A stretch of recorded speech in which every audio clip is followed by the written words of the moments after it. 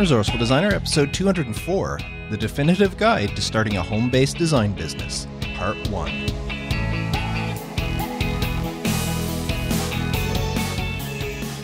Welcome to the Resourceful Designer Podcast, offering solutions to streamline your graphic and web design business so you can get back to designing. And now, your host. He doesn't understand people who save the wrapping paper from their gifts. Just tear it. Mark DeCote. Welcome to the podcast. Thank you so much for tuning in. In this first episode of this series, I'm going to discuss whether or not self-employment is for you. And I'm also going to share a tip of the week on how to sound more professional on the phone. Now, I've had a pretty busy week so far. I got another new web project to take on, as well as a couple new podcast cover arts. And I completed a couple of other ones as well. I'm really doing a lot of podcast cover arts these days. A new website I built is really paying off. Lots of people coming in through there, orders being placed every week, and I'm loving it. I've also been working on the slides for my presentation. I mentioned a couple of weeks ago that I'm doing a presentation in March at a podcast festival all about podcast cover art.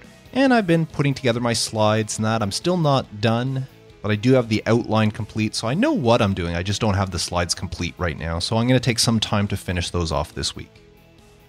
Now, I am dealing with a little bit of a problem with a website for a client. This is not a website that I built. It's one that I've taken over for a client, and this client had purchased a very premium plugin to do a particular thing on her website, and she paid $600 for this plugin. And when I went to activate it, it wasn't working. So I reached out to support for the manufacturers or the developers of the plugin and was told that even though my client bought a lifetime license for this plugin, that lifetime license only came with 1 year of support and updates. So because her support window was closed, they could not help me troubleshoot the problem unless we purchased another year of support. And that part I can understand. There are companies out there that even though you buy a lifetime membership or license to something, that doesn't mean you get support for a lifetime. If you want support, you have to pay for an annual support contract. But what I don't get is the updates part. I have a feeling that the problem with the plugin is she's had it for a couple of years now, and WordPress has gone through a few variations. So I'm sure it's just a problem that an upgrade to the plugin would easily solve. But they won't give it to me because her support window is out. And I don't get that. A lifetime license, in my mind, should include lifetime upgrades. So I've been dealing with this company and the client, and I don't know what's going forward with this. I've mentioned it to the client, and it's up to her whether or not she wants to pay for another year support so we can keep going with this thing. So for now, that project is on hold. So that's just a little bit of what I've been up to. Now, there's been some great communication going on in the Resourceful Designer community. We had a great talk about setting boundaries with clients, specifically with clients that may contact you, say, first thing in the morning and want something done by the end of the day, and how you need to take control of your business and run it the way you want to, and that means setting boundaries. So if you want to set a 48-hour turnaround on something, that's your prerogative, and you have every right to do it. So we had some great conversations about that sort of thing, as well as a lot of talk recently on just different plugins and things to do with WordPress, as well as helping a couple of members with some logos they were designing. They were just asking us to critique and give them some pointers or some advice. And it's amazing when you get designers who know what they're talking about, sharing advice in a positive manner, constructive criticism, and then seeing the results when those suggestions are actually put in place. It's amazing the transformation on something as simple as a logo. And through this, all members of the Resourceful Designer community are becoming better designers because of it. Now, if you would like to become a member of the community and partake in these conversations, share in the feedback, get your work critiqued by people who truly care about what you're doing, then head on over to resourcefuldesigner.com/community where you can join. And now this week's tip of the week. And as I said in the intro, this is a tip that will make you sound more professional on the phone. And it's a very simple thing, and I might have actually shared this on the podcast in the past. And it's simply that when you answer your phone rings, you pick up your phone, state your business's name and your name. You may not realize it, but potential clients might not know that you work from yourself or that you work from home. So when you pick up the phone, state your business name and your name. Anytime I answer the phone, my business line, I always answer Marksman Design, Mark speaking. That way they know they've reached the right place and they know who they're talking to. Because it never fails. If I don't say that, the first thing they say is, "Can I speak to Mark, please?" So this alleviates that, and it makes you sound more professional. If you answer the phone with your business name and then your name, it creates that air of confidence right off the bat. You remember last week how I talked about trust and building trust with clients, even on a short phone call? It's the first step in the selling process. Well, that trust begins with them believing that you are professional and serious in what you do. And that all starts when you pick up the phone. So just state your business name and your name, and then dive into the conversation. So that's this week's tip of the week. And now, the definitive guide to starting a home-based design business, part 1. Can you think of anything better than doing something you enjoy while in the comfort of one of your favorite places, your home, and making money while doing it? Running a home-based design business is a dream that many designers have. The idea of giving up the daily commute, no more sitting through rush hour traffic, nobody looking over your shoulder as you work, choosing your own hours, dressing however you want, and being there for your family when they need you? These and many other thoughts sound very appealing to designers who are dredging away in their daily 9-to-5 jobs. It's the perfect life for any designer. Or is it? Before you take any steps towards starting your own home-based design business, you should first do a self-assessment of yourself and your situation to determine if solopreneur life is for you. So is self-employment for you?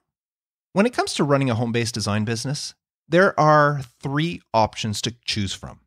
You can decide to run it casual, part-time, and full-time. Now, of course, this doesn't take into account designers who take on the odd freelance job from time to time. Those aren't really a business. They just might do design work for somebody every once in a while, but they're not actually running a business. But for an actual design business, there are those 3 options. Now, for casual, that's when you spend less than, say, 10 hours per month on your venture. Perhaps it's doing small, odd projects for maybe 1 or 2 clients. That's all you have. And the income you make while working casual gives you a little bit of extra spending money, or it's enough to help you pay maybe 1 or 2 bills. It's a supplement for your full or part-time income. Now, the next option is part-time. A part-time design business is one where you dedicate between 10 and, let's say, 40 hours per month. You might have a handful of clients, and the money you earn adds nicely to your overall household income. Now, you could run a part-time business while working another part-time job, or even a full-time job if you're really devoted. Many designers start a part-time business while on maternity or paternity leave. It's a great way to stay mentally active and socialize with other adults while caring for your new bundles of joy. And then there's the third and often most desirable option, which is full-time. A full-time design business requires your full attention on a daily basis. You should be spending as much time on your full-time design business as you would working 9-to-5 for anyone else. As your main source of income, you should be working with several clients. And when you're not designing for clients, you should be devoting your time and energy to acquiring more clients. And those are the 3 options when it comes to running a home-based design business. You can either do it casually, part-time, or full-time. But regardless of which option you want, before you jump in, you need to determine if you have the self-discipline to work in an unstructured environment such as your home. You may also need to determine if you are willing to take on the financial and personal risks of starting a venture that may or may not work out. Especially if you're choosing to run your new business full-time and it will be your only source of income, you have to know before going in what the risks are and if you're willing to take them. So here are some things to consider before starting a home-based design business. Is your family behind you? If you're on your own, then this isn't really much of an issue for you. However, if you do have a family, you must realize that starting a home-based business is not only a major adjustment for you, but it's a major adjustment for them as well. You need to speak with your family members. Talk to them about your needs and how you need to dedicate yourself to not only starting, but growing and eventually succeeding in this venture. If you don't discuss this with them beforehand, they may believe that since you're at home, you might as well do these other things. You have time to do extra little tasks around the house, or you have time to drive little Bobby to the soccer game or go to the school or all this other stuff. And yes, these little endeavors are one of the benefits of running a home-based business. And this added benefit of working from home may seem harmless, especially to your family members. But these things tend to add up, and they take time away from your business, and that impedes your success, especially in the early days when you're trying to grow. Now, do you have the self-discipline to manage your time and your working hours? Anyone who works from home will tell you that it's very easy to be distracted. I know, I deal with it on a daily basis. The lawn needs mowing, the dishwasher needs emptying, the new season of that great new show just dropped on Netflix. There are distractions everywhere, and there's nobody but yourself to hold you in check. Do you have the confidence and self-discipline to devote your time to work in the face of all these distractions that you'll face on a daily basis, week after week, year after year? Also, if you are somebody that's considered a workaholic, do you have the self-discipline to say, enough's enough, and step up from your desk and stop working? Working all day and then again all night may seem like a great way to grow your business, but it's no way to live your life.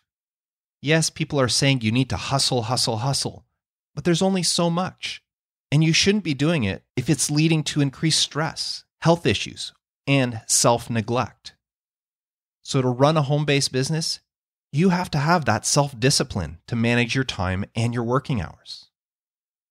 Now, do you have a dedicated workspace? If you're working casual or part-time, you may be able to get away with working from the kitchen table, but that's no way to run a full-time business. There's no way to concentrate with family members and other distractions constantly hindering you. By dedicating a designated work area in your home, you are making a statement to your family and saying you take your undertaking seriously. A dedicated work area provides the atmosphere needed for you to fully concentrate on your work and have the quiet and privacy necessary for important business calls. I mentioned in the tip of the week how saying your business name in your name is a great way to sound professional. Well, it doesn't help if your kids are running around screaming or if the TV's on in the background when the client is on the phone. So a dedicated work area that you can call your own and that's off limits to everybody else in the family will go a long way in creating that atmosphere that you will need to succeed.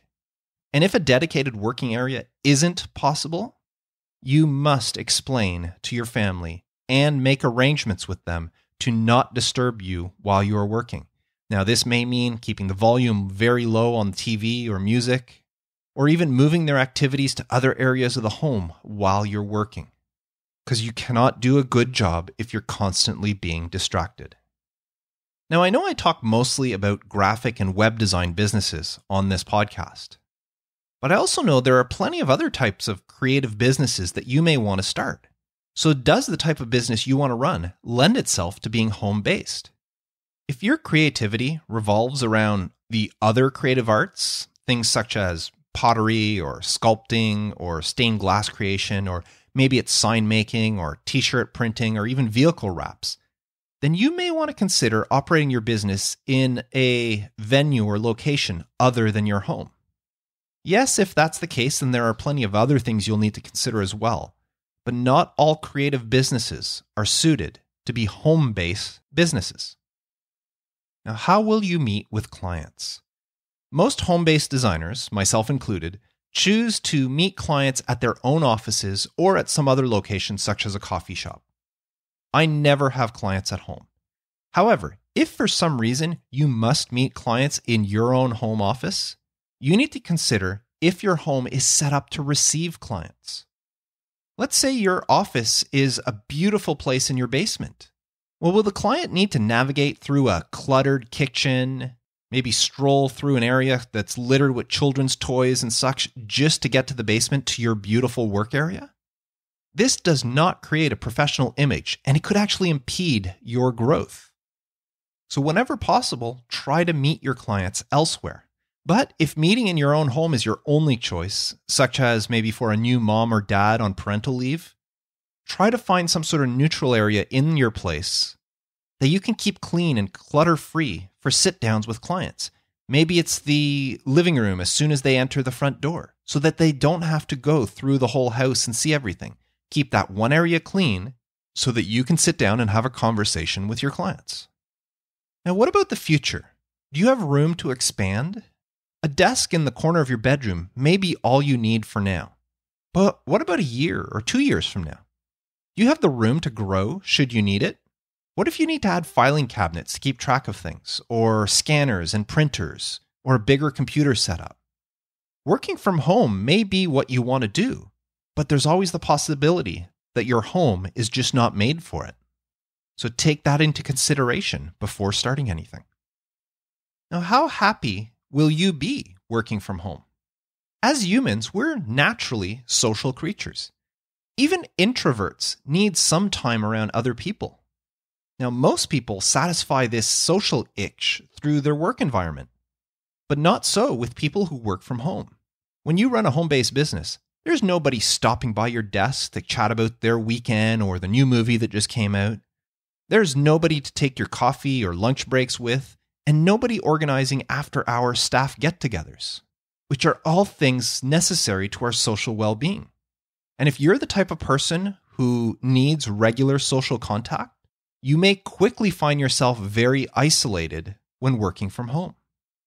Now, if this sounds like you, consider joining social or professional organizations and take part in other social activities outside your home that will allow you to keep in touch with other people and satisfy that need so that working from home all by yourself isn't as much of a burden. And finally, how will you keep up with change? This is something that's often overlooked when contemplating working from home. How will you stay on top of new tools, new resources, and developments in the industry, or even stuff in your local area? There's no gossip or industry news to hear from coworkers when you're working by yourself. And it's very easy to get lost in the work and in your business and not realize what's happening to the world around you. You need to make the effort on your own to seek these things out. Subscribe to newsletters, to magazines, to blogs, and YouTube channels. Watch the news. See what's trending on social media. Make friends with other designers and keep in contact with past coworkers to find out what's happening in the design industry. Just because you're working by yourself doesn't mean you need to cut yourself off and isolate yourself from the rest of the world. Stay in contact. That's one of the benefits of the Resourceful Designer community. We're constantly letting each other know about new things, new resources, new happenings. It's a great avenue for this sort of thing. So as you can see, there are many benefits to starting a home-based design business. There's low startup costs, minimal overhead and monthly expenses. There's no commuting time. There's the freedom and flexibility that comes with working for yourself. Not to mention the many tax deductions, just to name a few of the things that are great about running a home-based design business. And although I constantly push this endeavor on this podcast, I know that it's not for everyone. You're the only person that can answer the question, is running a home-based design business for me? So before you take that plunge, before you test it out, or before you quit your job and jump in both feet, ask yourself that question. Am I the type of person that can truly run a home-based design business by myself? Now, in next week's part 2 of this series, I'm going to talk about writing a business plan and dive a little deeper into planning your workspace. So be sure to tune into that one as I continue this definitive guide to starting a home-based design business. Now, I would love to know what you thought of this episode. Do you have any comments you'd like to share? Please visit resourcefuldesigner.com/episode 204 and let me know. So thank you very much. I hope you do tune in next week for the next part of this series. In the meantime, remember, the next time your phone rings and you pick it up, let the person know right off the bat your business name and your name so they know they're talking to the right person. And if you want to get help with your design business, get more advice, keep track of what's happening in the industry, learn about more resources, and all that stuff, consider joining the Resourceful Designer community at resourcefuldesigner.com/community. We would love for you to be part of it. So that's it for me. I am Mark Decote, wishing you all the best with your graphic design business, and as always, reminding you to stay creative.